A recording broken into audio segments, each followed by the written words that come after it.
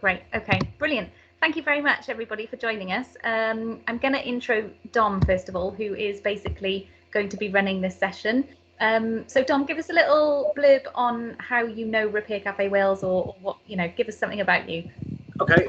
Well, I came across Repair Cafe Wales on Facebook, found out that there was one in my local town, and since I'm a inveterate fixer and I like with things and mending things, I thought it'd be a good thing to do, because I've built up quite a bit of experience over many years, because I'm ancient now, and I thought I should share some of that. And it annoys me when I see consumer goods just bought and thrown away and bought and thrown away when there's very little wrong with them usually. And where things can be fixed, they should be, because it's just daft to throw things away and then shell out a lot of money for something that is probably not necessary. Absolutely. So, and what do you do? What do you do in a real job? Because obviously, in the real world, yeah. I design things rather than fixing them. So okay. I'm a mechanical design engineer.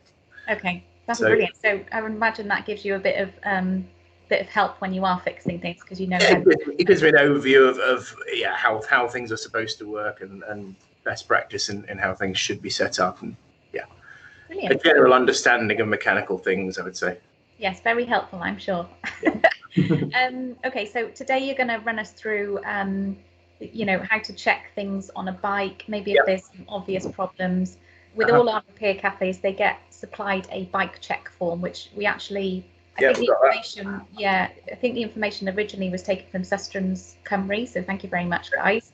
And just a check through for maintenance. So Dom's probably got it all in his head anyway, but it's there in case we need it. And obviously we've had a few comments on Facebook as well about what to focus on. So over to you, Dom, go for it.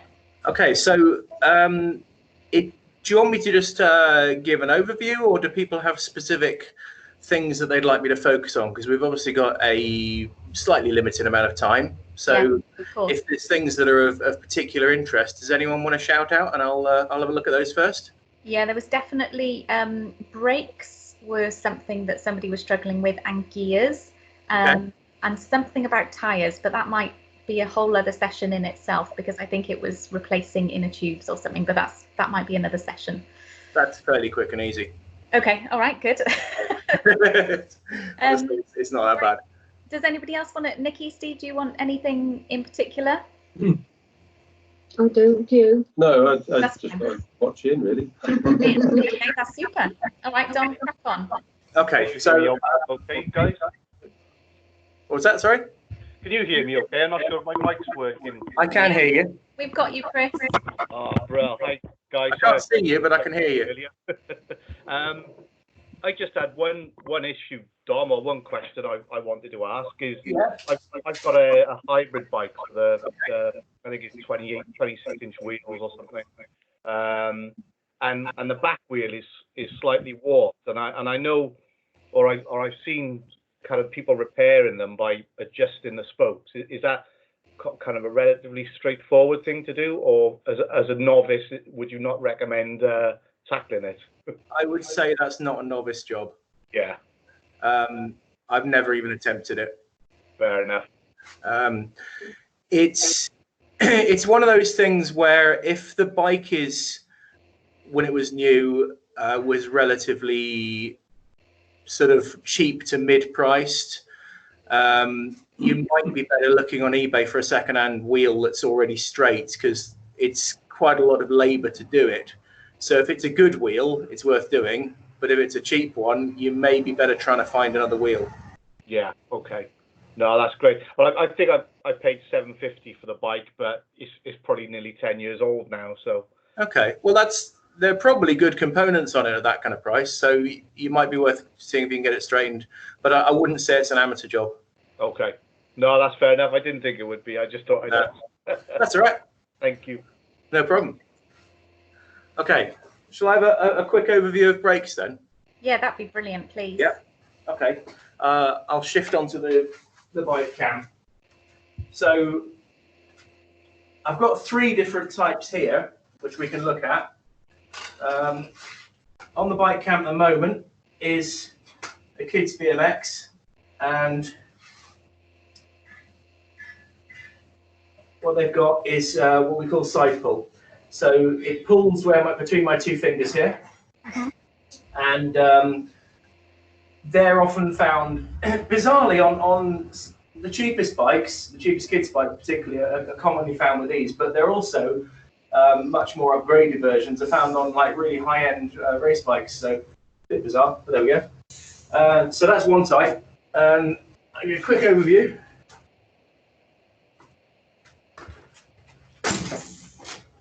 Probably the most common one you'll see on most people's mountain bikes or hybrid bikes are these, which are called cantilevers. So they're pivoted from the bottom, and these two arms are pulled together. This one is in shocking state because it's one that I scrounged for free as an exercise to show how to fix it. But that's cantilever brakes.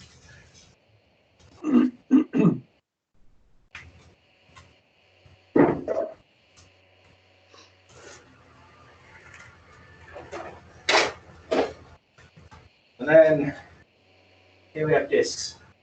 So usually on slightly more expensive bikes, they don't tend to be so much on road bikes for some reason, but they're very common on hybrids and very common on mountain bikes. And there's two types of these. This one is hydraulic, so I'll lift up here. I don't know whether you can see that says mineral oil. Mm-hmm. The little reservoir there. So this is like a car's master cylinder. It's exactly the same system as in a car. You have pipes with hydraulic fluid in. That's the more higher end one, and you can have some that use cables to operate those discs, calipers. The discs are the same, but the operating mechanism is different.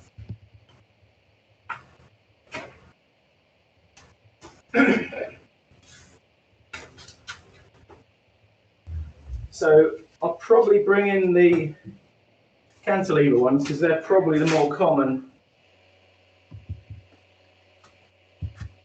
So what can we see? Okay, common problems you'll get. One is that they just don't pull enough, and the reason is that there's far too much play in this system. Another problem is they squeak and squeal, and usually the reason for that is either this is filthy and covered in grit and whatnot, or the other one is that the pad here is hitting one end first. It's a bit odd, but if you've got the wheel here and the pad here, if you hit it dead on, what happens is the edge which hits first, which is this one, no, that one, hits and then bounces off. And every time it bounces off, it makes a little squeak. And that high frequency squeal is that juddering. So the fix for that is to take this leading edge, and it wants to be slightly away from the rim compared to this one. Might be doing brakes on you. Yeah. So the way this can be. Some interest on it is your bike you want to get fixed. Hi Emma, how are you? Hi. Hi. Just to let you know, we're recording this session, so if you don't want to be seen, just keep your video off. But also you can pin Dom's screen by just hovering over his bike screen and clicking the three dots, and it will pin the screen.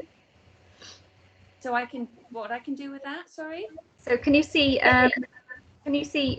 There should be a screen which, if you move your mouse, you can see in the bottom right hand. Oh, it's an iPad. Sorry, just put my finger on his name. Is it? Yes, should be. There should be some three dots next to it. And then if you click else, on, yeah, three dots, yeah. And what goes on? Pin. No, it's got to put me on hold. Dial pad. Turn off incoming video. Oh. That's frustrating. I wonder if it is because it's an iPad. Lovely. Sorry, but hopefully you should be able to see Dom a little bit. I can see him. Yeah. If you touch the picture of just the bike, presume it's a similar operating system to Android. Just touch it. You should see a little menu come up with a camera, microphone, speaker, 3 dots, and then a red closed phone logo. Yeah. Yeah. Press the 3 dots. Yeah, I did Press that. the right. Oh, hang on, let's try again. Does that give you the option of the 3 dots? So I've got put me on hold, share, dial pad. Is that it? No. And turn off incoming video. Oh, that's No. a learning curve for all of us. Yeah, definitely. So what do I need to be able to do? Just to be able to see Dom, really. If you can see Dom, he's going to be talking us through what he's doing. Yeah. So hopefully I'm not on video. You're not on video, Emma, don't worry, we can't see you. What it might be worth doing is clicking on other, so if you click on my screen, if you click on other people's screens and turn off their incoming video, so you'll only be left with Dom's. Good idea. Try that. Oh no, I'm back on now, hang on. Oh no. No, that's wrong. Like that. No, can't seem to do that. Oh. Right, I've clicked up in the top right corner, I can see a load of names. Oh. I can see Chris Tong, Keris Jones, Dom laptop. So we're looking for Dom bike cam, which should have, it'll have initials DC. And it's the close up of the front of the bike. I'm not going to touch anything because I can see Dom, but I can see everybody else as well. So Okay, all right. So there's only So a few of us. worst comes to worst, Emma, we'll get you connected with Dom on a one-to-one basis. Thank you. All right. Okay, Dom, you can carry on, my love. Okay. Just drop the tripod a little bit lower. So.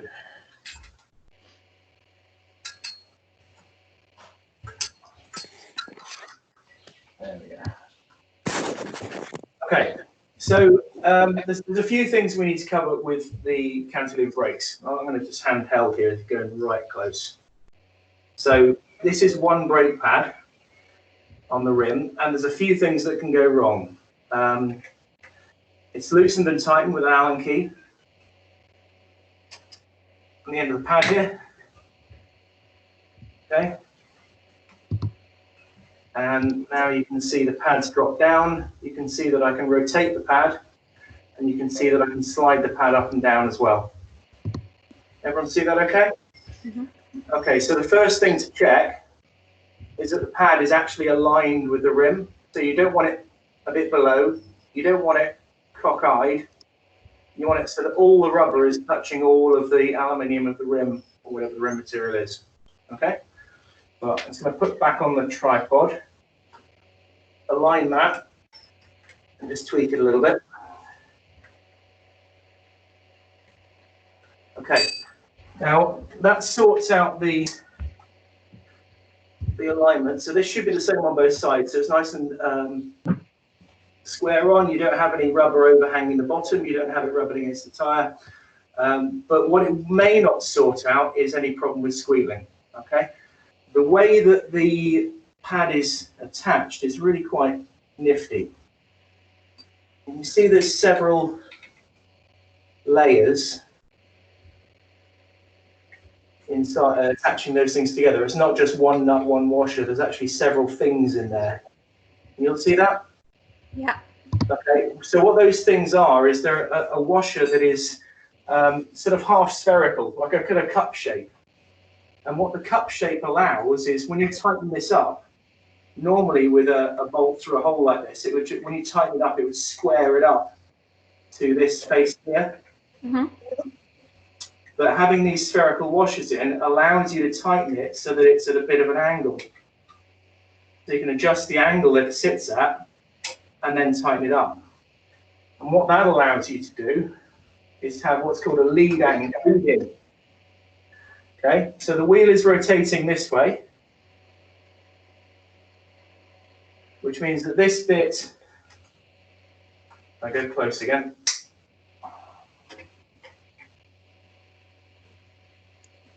Is that clear? So this bit of the pad is touching the rim first.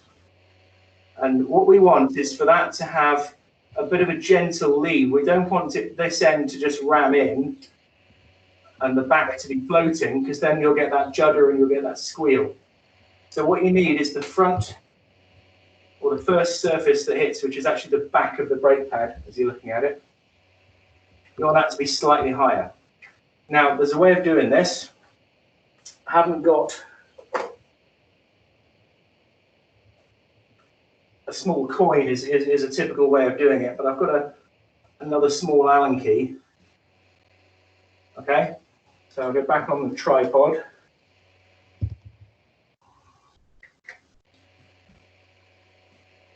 So if you've got squiggly pads, this may well be a fix for it. This may sort the problem. So what I'm going to do is I'm going to put something very small on the back edge of the pad, which is the bit that breaks first. I'll zoom back in again here. Okay, can you see that there's a little Allen key stuck behind the back surface of the pad? Yeah. If I point to that, there it is. Okay. It really doesn't want to be much at all. Okay, 5p piece or thinner, something very small, and all it does is it gives a little bit of relief of the first surface that touches the rim, which stops it grabbing and juddering. So if you put something behind the back end of the brake pad, which is the bit that actually hits first, because the wheel comes around like this, so the wheel will hit the back of the brake pad first. Then once it's all aligned, you then tighten up and pull your little spacer. Okay, so what you should have looking from the top, you probably won't be able to see it, but there should be a very slight gap on the back side of the pad compared to the front side of the pad. Okay, so this is just one element. So we've got the alignment of the pad on the rim is one, because if it's half hanging off, you're going to have very reduced braking. And the other is the element of squeal, is that we want the back end of the pad very slightly lifted away compared to the front end of the pad.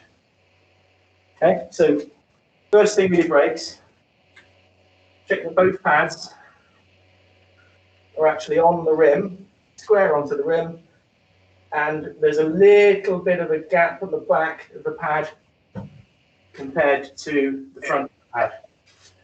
Does everyone follow that bit so far? Yeah, makes sense. Yeah, okay. So the next thing we're looking at is the fact that when you pull the lever, not a lot is happening, which is generally seen as a bad thing. Okay, so onto the whole front of the bike here. You see that in camera shot? Mm-hmm. Okay, so generally speaking, the right hand is front brake. It's occasionally you'll see them the other way around, but it is normal to have the right hand on the front brake. Okay, so can you see on the lever that that's almost touching the handlebar? Yeah. Yeah. And that's because there's too much play in the cable. Okay, so what we've got is we've got the pads are fully open at the moment. Look at it. That pads are fully open. And then when you squeeze the lever, they're biting onto the rim. And you've got a very small amount of movement to play with, and you don't want to waste any of that movement. Okay, so the usual problem, and come back down again. The usual problem is that there's loads of play here, and these are actually sitting quite a way away from the rims. So you have to take up lots of movement just to actually get them to touch before they even start braking. So what we need to do is reduce some of that movement. And there's a few different places you can adjust that. In terms of fine tuning, there is usually what's called a barrel adjuster on the end of each brake lever. And you can see this one's damaged on this particular bike. This one is okay. This is the back brake lever. Okay. And to do the barrel adjuster, the outer barrel here is what locks it in place. So you undo that a little bit. And then unscrewing this will make your brakes tighter. Screwing it in will make your brakes looser. And then when you're finished, tighten this outer ring again. Okay? But that doesn't give you a lot of movement. That only gives you a little bit. So that's a later stage, really. What you want to do is you want to take the sort of big amount of play out of the system first. And then when you're roughly where you need to be, you'll then switch on to the fine tuning. Okay? So this is the fine tuning, and this is the meat of the matter here. Okay? This is where the cable is actually clamped onto the lever. So in order to get a lot of this slack out, we're probably going to need to drag this cable through a wee bit. Okay? So the first thing to do, because dragging this through will still have some slack in the system, what we want to do on the top here is we want to screw these barrel adjusters. These are both knackered on this bike, but screw them in as far as they'll go. And on this one, screw them in as far as they'll go until there's not much thread showing. There's a little bit of thread showing on that one.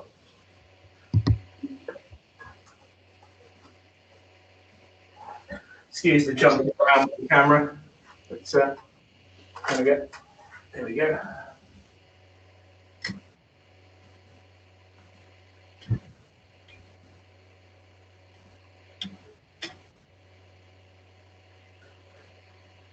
Okay, so before we're starting, what we're doing is we're trying to reduce the amount of thread you can see there. It's a little bit blurry, Dom. I don't know if we can keep it still for a second. That's better. That's coming. Yeah. It's coming. Yeah, that's it. Spot on. Okay. Yeah. So the amount of thread showing in between those two parts. Yeah. Start off with adding a minimum. And what that means is you've got some room to make the brakes tighter later, because you'll need to. Okay? So that's your first point, is just set them that there's as little thread showing as possible. Now, next bit, you will need, I think it's an 8 or a 10 mil spanner, possibly a pair of pliers.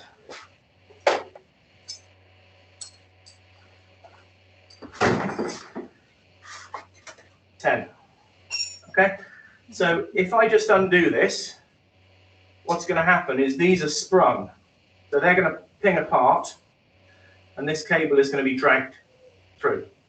What we want to do is actually move it the other way. We actually want to pull the cable that way, rather than have it dragged through by the springs on the levers. So what we'll do is we'll use one hand to squeeze them together. That takes the spring out, and it means when I undo this nut, nothing's actually moving. Okay? Is that all in focus, okay? Yeah. Good. Okay. And then pull that through a little bit. And you notice that when I let go with the pliers, it goes back through a little bit. There's a wee bit of tension there. That doesn't matter because you've got the adjustment back on the levers again. So you pull the levers together until they're actually binding on the rims. So you're stopping the wheel moving. Pull that cable through. Tighten this up.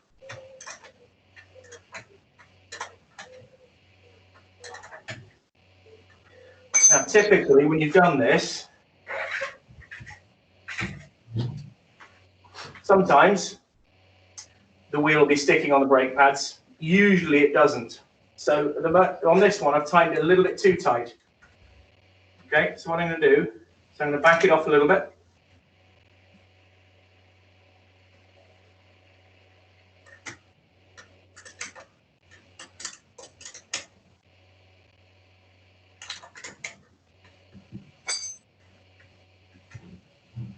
Okay, and a bit more again.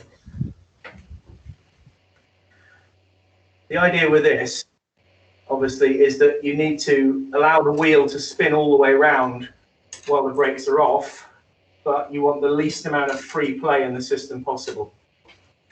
There we go. Okay. So, that's a little bit better, but it's still not great. So at this point, what we would do is move back up to the top here.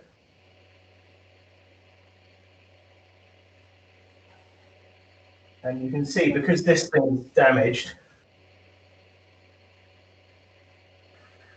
it's going to be difficult to do. Yeah, you can see the damage on it there. Yeah.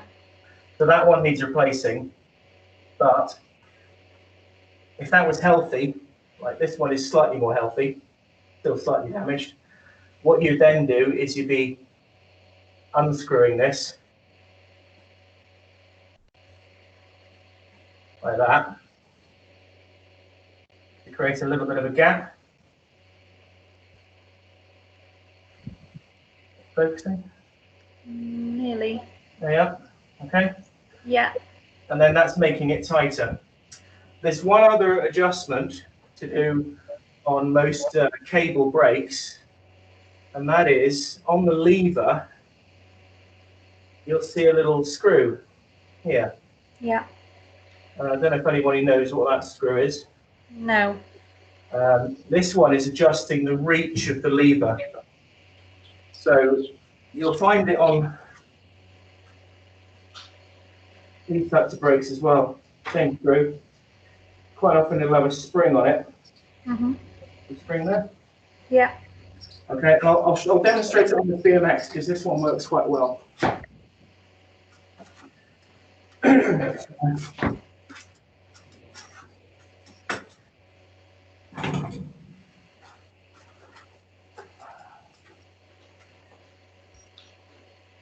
Excuse the faffing about.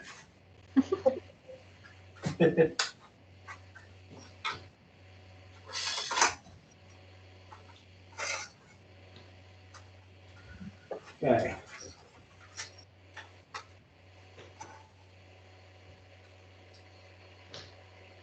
Okay, so we've got the lever here and we've got the little screw. Okay. Mm-hmm. Now, imagine, particularly for kids' bikes, this might be for quite a young child and they might have very small hands. And so when they're trying to reach the lever, they might be on their fingertips trying to reach that because that gap is quite large. Not for me, this, but for a small child, that might be quite a big reach to grab the lever. So what this does is when you have younger kids on bikes, if you watch the lever as I screw this screw in,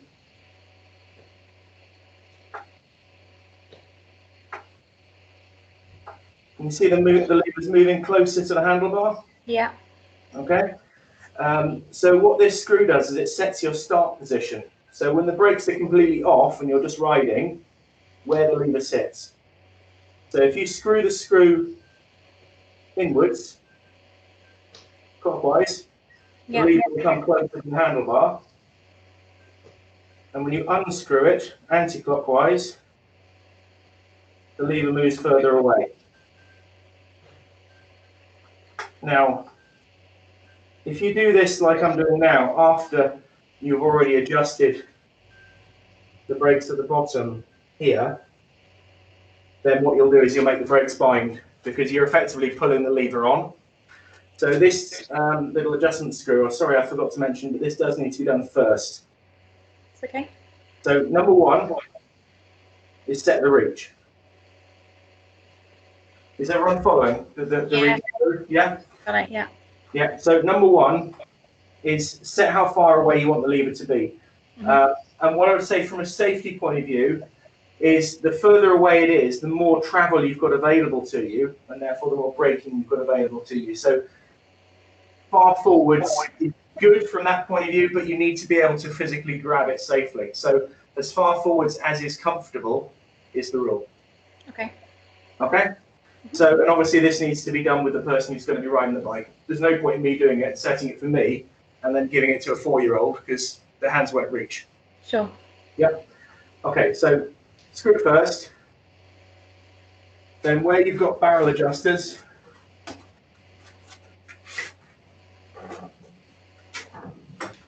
back onto this one. Where you've got the barrel adjusters, screw them in. Then do the cable, check that the wheel will spin, and then back fine tune adjust on the barrel adjusters. Great. And I could say for the pads on the rims here, you want a very, very slight gap at the back, which you do by placing something underneath the pad when you tighten the pad into place. Okay. I don't think you're going to be able to do the squeal adjustment on like the BMX I've got here. Yeah. Because if you look at the way the pads are screwed on, it is literally just a very simple nut and a washer. There's no cut washers in there. Okay. So that's not possible on these brakes. That's okay. Okay. Yeah, fab. Brilliant. Cable disc brakes, you will have a similar arrangement to this, where you have adjustment, and you'll probably have a barrel adjuster on the bottom as well on the caliper. Unfortunately, I don't have one of those here, so I can't show you. Hydraulic brakes, these ones, these are actually self-adjusting. So once you've bled any air out of them, there's no maintenance, there's no adjustment. So they make life a little bit easier. Right. So, anything I missed or anything wasn't terribly clear or anything you'd like me to have a quick other recap on with the brakes? I know nothing about brakes, and I thought that was straightforward. I know that Steve down there spends his life refurbing bikes. Have you got any additions, Steve? No, that's all very good. Yeah, very clear. What I would say though is that if you're going to do servicing, then it's probably worth investing in a couple of small tools or kit of tools. Yeah. Because although Allen keys will tackle a lot of the problems, if you're going to do a wheel bearing, for instance, you're going to need a set of cone spanners, things like that. But I mean, I've brought a little kit that I can. This is quite a basic sort of home maintenance kit. I don't know if you can see that. I haven't got a camera feed, unfortunately, so I'm a bit. Yeah. Okay. It's got everything really in there. Do basic maintenance on a bike, and you can pick them up reasonably cheaply. It depends how far into it you want to go. I mean, where we get bikes at the Remakery, the one you're looking at there with the yellow one, that's about the condition all our bikes come in like. Yes. And we usually have to do headset bearings, crank bearings, wheel bearings, all the things. That's why I got hold of these ones. I searched on Facebook Marketplace for free or cheap kids bikes, and I got these two that were being thrown away. So I said, I'll have them. That's exactly what we get, yeah. And I thought that would be a fairly good example of something that someone in a repair cafe is likely to see. Yeah, in terms of condition. And that toolkit, that's what we use at the repair cafe. We use that all the time, and it works at the repair cafes. And it's if you're going to do repair cafe bikes, it's probably essential that you've got that kit. Nice. Yeah. Okay. Brilliant. Thank you both. Okay, so I suppose maybe something on gears. Yeah, can do that.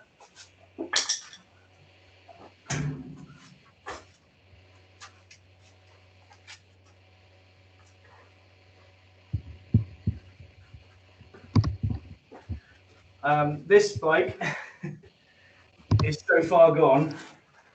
I'm not even going to look at the gears on this. They're in terrible shape. Okay.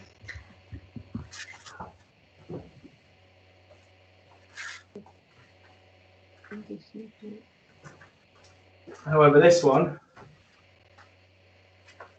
these are actually in quite good shape already, but it's going to be useful to show what's involved and what we're looking at. So there used to be quite commonly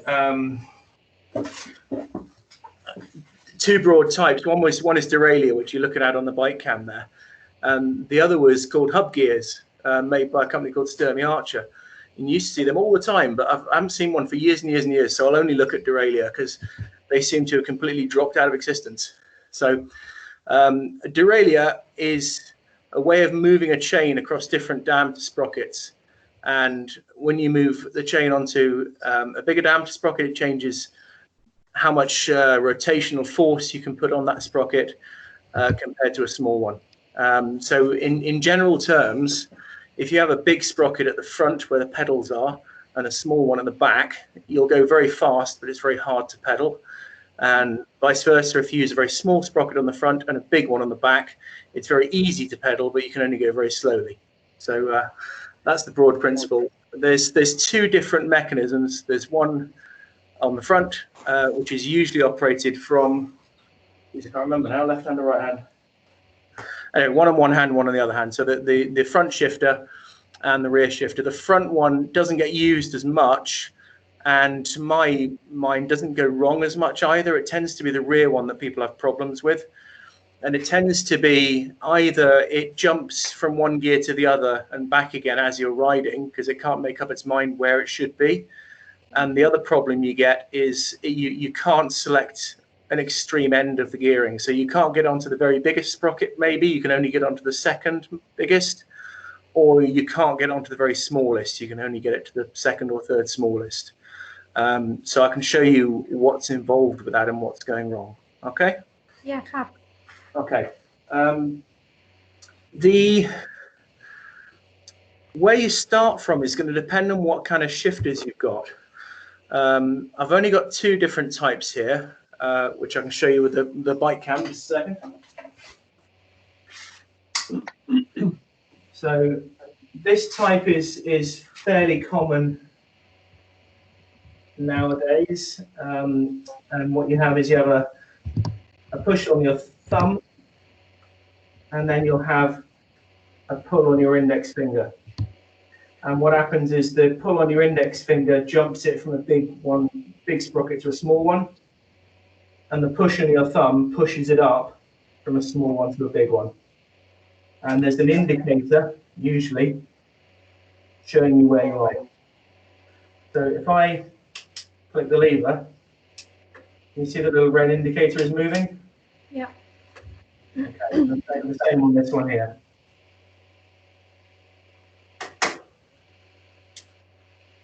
Okay, so the left hand is the front sprocket. I can tell that straight away because it moves a lot. The other type of shifter you'll get, sometimes you'll have you used to get very commonly, but you don't see it as much now, is a lever on the top of the handlebar. So you just thumbed it around, rotating it, and turn it that way, and it selects the highest, and then all the way down to the lowest, and so on. I haven't got one of those to show you, unfortunately. The one I do have to show you, which is completely knackered, is this type, where the first portion of the hand grip is a rotating selector, and then you usually have a bit of handlebar grip here, which is missing on this bike. They both work in much the same way in that they pull a cable up and then release it. So on the rear here, pulling the cable is going to push this selector towards the wheel, which is going to then lift the chain onto the bigger sprockets. And if by shifting on the lever here, you release it a bit. So if I pull the trigger, let's see it moving there because it's locked. Tell you what I'm going to do, I'm going to turn the bike upside down, and then I can actually move everything without it rolling along the ground.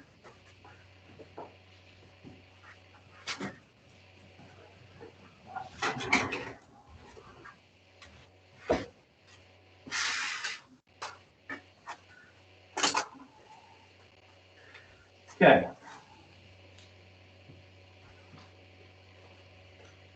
No, not big enough.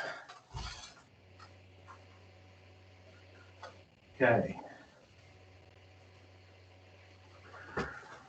Right. There we go. And then rear derailleur. This one. Okay, so what I'm doing is I'm doing the release lever now, and you can see it's dropping down to smaller and smaller and smaller each time until it's on the smallest one. So that's releasing tension in the cable, moves it down to the smallest. And if you pull on the cable, which is either by moving your rotating shifter or by pushing the thumb lever, it pulls the cable and that lifts it onto the larger gear. So I'll just give a bit of an overview here as to what's going on. Each time I push the thumb lever, it's going up and up and up. There. Okay? Yeah. Now, I'll just drop it into the middle somewhere for a moment. There. We can see a couple of common problems. If I go over to, I might have to do this by hand.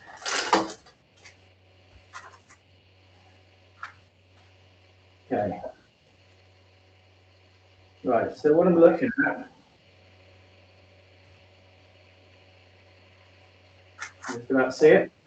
So I'm looking from the top sprocket of the derailleur, the next sprocket of the derailleur, and then the sprocket on the cassette here. And this is actually slightly out of adjustment, so this is good that we're looking at this. So I don't know how easy it is to see. It's quite it's quite tricky when the camera moves. It goes a bit blurry, so I don't know if there's any way to... I'll resettle it and then I'll wait a little bit so people can see maybe. How's that? Okay. A little bit clearer. Okay, so what we're looking at is where the chain goes over this little idler sprocket to where the chain is here. There needs to be no sideways pull in the chain. And looking at this, I don't know whether you can see it on the camera, but it looks to me as if this is too close to the wheel and it needs to come back this way a bit. Okay. I don't know if it's possible to see that. It's just a bit blurry, Dom. Yeah. Is that clear now? Oh gosh, not a little bit. Yeah, clearer. Okay. So a bit like with the brakes, there's a barrel adjuster. So I'm looking on the derailleur here. Yeah. Zoom in on the derailleur. And then under my fingers, you can see a little barrel that adjusts, a little turny thing. Yeah. Okay. So this is a lot easier to do in person than it is with a camera. Yeah, sorry. So you're going to look along that, get your eye line absolutely in line with the chain, and you can see whether this sprocket is trying to push the chain towards the wheel or trying to pull the chain away from the wheel compared to the sprocket it's sitting on. And adjusting this barrel adjuster, you may try and set it again. Can you see any change happening there? Or is that not clear? It's just I think it's just a bit wiggly. It's just the movement of the camera. I don't know if you can stick it on the stand or. I can't get the tripod that low, unfortunately. Okay, not sorry. Okay. But what are you looking for? That little sprocket on my finger compared to the sprocket on the cassette is whether they're pushing the chain sideways at all or whether the chain is nice and straight. Okay. And if you've got, so if I back up a little bit, what's on here? Oh, I'll come back on the laptop camera. So a general point is if your problem is that you are jumping from one gear to the other and back again as you're riding, but you're not intending to, then it's probably that rear derailleur is halfway between two sprockets. So the little barrel adjuster will pull it to either one or the other. And then every time you shift, then it'll make one clean shift from one ring to another, rather than going from a halfway point to the next halfway point, which is obviously going to be a pain for you. Having said that, if one of your other problems is that you can't select the biggest ring or you can't select the smallest ring, and you start winding that barrel adjuster, you could actually make the problem worse in terms of not being able to select one end or the other end. So the best way probably of setting this up is not to go in the middle like I have. I just thought it would be easiest to see in the middle, but the better way is to pick one end or the other end and shift the hand shifter all the way to one end, run the wheel around with the pedals until everything is settled down and selected to where it's trying to be. And then you can see whether you're actually where you should be or not. So if I do that now, so if I go, let's say I'm going to start on the largest sprocket.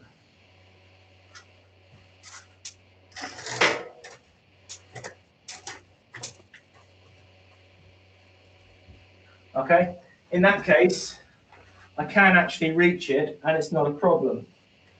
But it may be that, let's just drop one down. Maybe that only got to there. So can we see? You see that I'm on the not quite the biggest sprocket, but the next one down. Yes. Yes. Yeah. Yeah. Yeah. Okay. So let's say that we've tried to adjust things, and this is all I can get. There's two possible causes for this. One is how tight the cable is. So it may be that, like with the brakes, there's just too much free play and there's not enough cable to physically pull it all the way onto the biggest sprocket. That's one possibility. In which case, you use a combination of the little nut here for big movement and the barrel adjuster for fine movement. The other problem that you see sometimes is on the rear derailleur here, there are a pair of screws. There. Yeah. Pair of screws there. Okay. Yeah. And these two screws are just basically the end point at which this will stop trying to move the chain.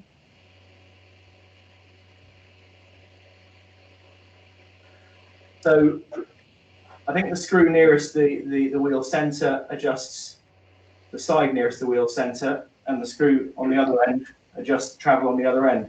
The idea is that, particularly with a small sprocket here, what you don't want is to shift the chain until it goes completely off the bottom sprocket.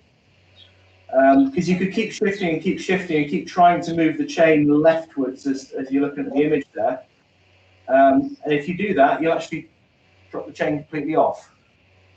So the idea of these screws is it's an end stop that limits how much travel you've got.